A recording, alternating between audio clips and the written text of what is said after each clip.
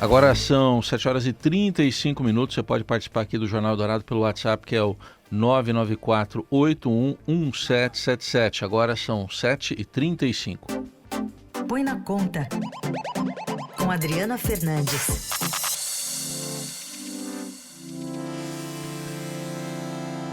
Hora de falar de economia. Oi, Adri, bom dia. Bom dia, Raíssen. Bom dia, ouvintes da Eldorado. Adri, vamos falar um pouquinho, para começar a coluna hoje, sobre salário mínimo. Deve ficar para maio o reajuste do mínimo? Olha, por enquanto essa é a expectativa. O ministro da Fazenda, Fernando Haddad, ele defende esse adiamento para uma decisão para maio, porque ainda não há recursos no orçamento para garantir toda essa correção para 1.320. Enquanto isso não acontece, fica valendo a medida provisória que já foi assinada pelo ex-presidente Jair Bolsonaro, com salário mínimo de R$ 1.302, que também já conta com a ganho real acima da inflação. A questão é que Lula, o presidente eleito, ele prometeu um aumento real do salário mínimo, uma política para o salário mínimo, e a 1.320, que é o que está em discussão, garante algo em torno de 3% de ganho acima da inflação.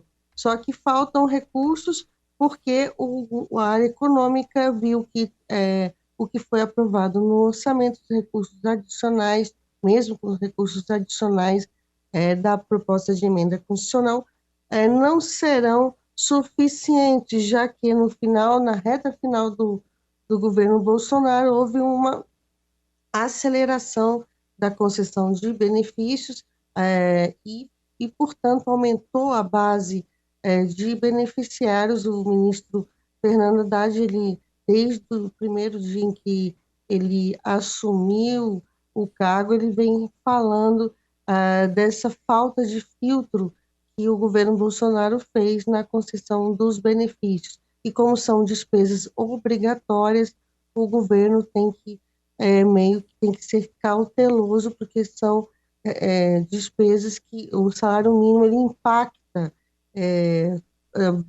as despesas, os gastos com a Previdência, com os benefícios da Previdência que são atrelados ao salário mínimo.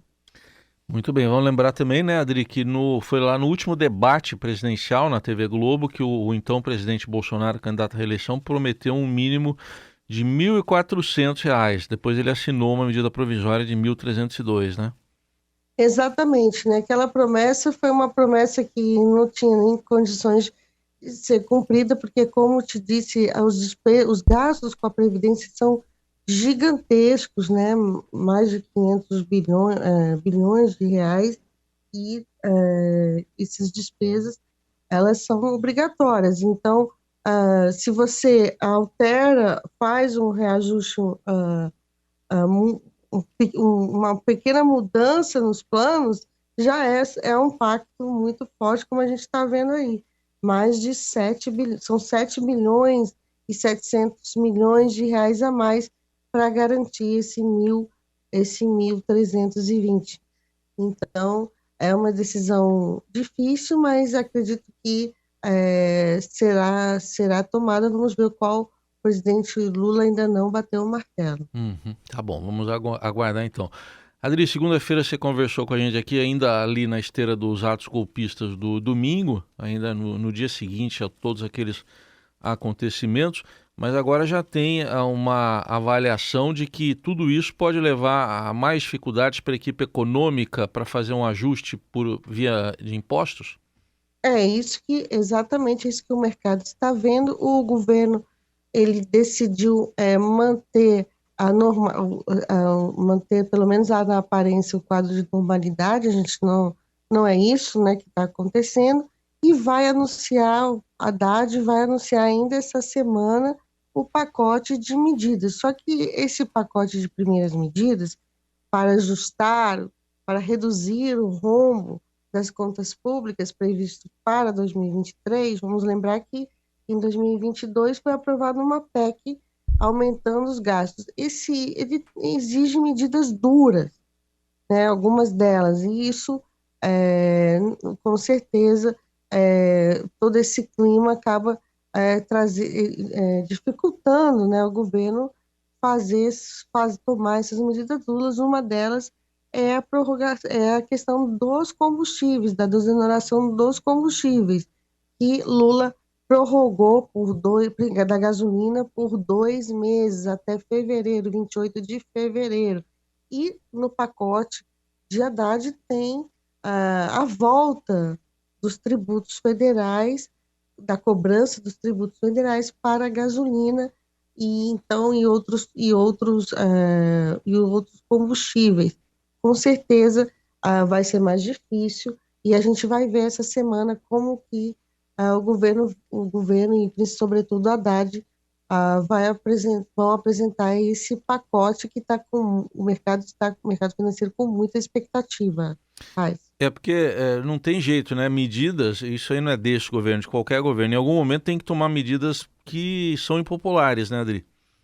Com certeza, e aqui tem a Brasília não diria um mantra, mas que é o início do governo é quando é mais fácil fazer isso, e com o Lula acontece justamente esse momento aí de aflição com esses atos golpistas que segue trazendo tensão, né, para o país. A gente está vendo essas prisões, está vendo, mas nas redes sociais crescem também nos estados novas tentativas de continuar, né, de se alastrar esses atos. Uhum. Adri, aproveitando que você está aqui com a gente, ontem saiu lá a inflação oficial, né, 5,79. A gente estava falando mais cedo sobre isso aqui. E o Banco Central até está justificando aqui, está dizendo que foi a alta das commodities, retomada da economia, isso aí acabou fazendo a meta estourar pelo segundo ano. As projeções, como é que estão aí daqui para frente? Olha, por isso que, Heisen, por isso toda a atenção está em cima muito desse pacote, porque o mercado ele vê incerteza para frente. É uma sequência, assim. Ele vê incerteza fiscal, ele cobra do governo que ele apresente uma trajetória crível para a dívida pública, para a estabilidade da dívida pública, e se ele, não- se ele, essas incertezas geram aumento da taxa de câmbio. A taxa de câmbio impacta a inflação, e assim a gente vai vendo o Banco Central ficar mais difícil para ele também começar a reduzir a inflação.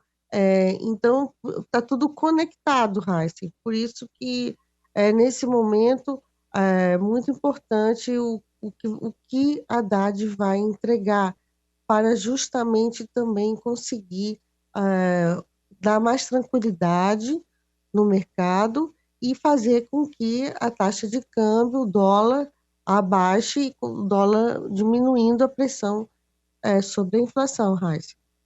Só para ficar claro também, quer dizer, eu falei aqui que o presidente do Banco Central justificou dessa forma, ele tem que mandar uma carta para o ministro da Fazenda, é isso? Ele fez isso ontem, o É, Roberto Campos Neto.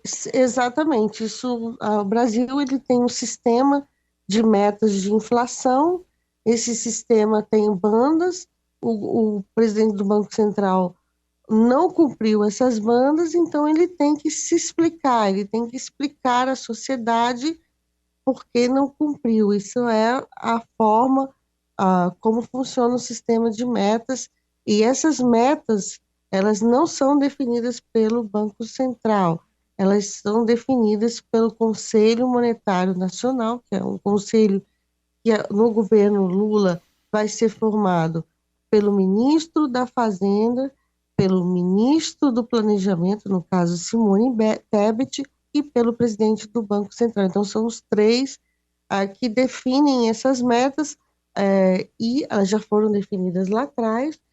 O governo não cumpriu, o Banco Central, né, não cumpriu, e agora tem que dar as suas explicações, e assim que funciona. O centro da meta é 3,5%. Estou vendo aqui que na carta ele já está projetando que é só em 2024 que vai voltar, né, Adri, para o centro da meta.